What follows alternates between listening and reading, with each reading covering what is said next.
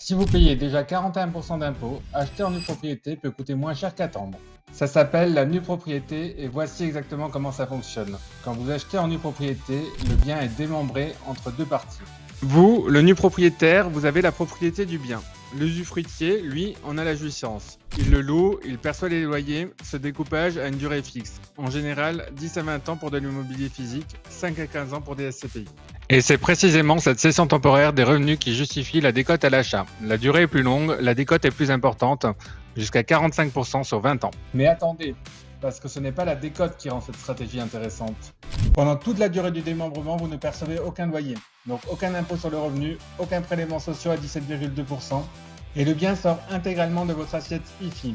Si vous franchissez le seuil de 1,3 million, ça c'est un argument massue. Et à l'extinction de l'usufruit, vous récupérez automatiquement la pleine propriété, sans fiscalité supplémentaire.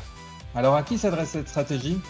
Aux profils en TMI 30 à 45% qui n'ont pas besoin de revenus complémentaires aujourd'hui.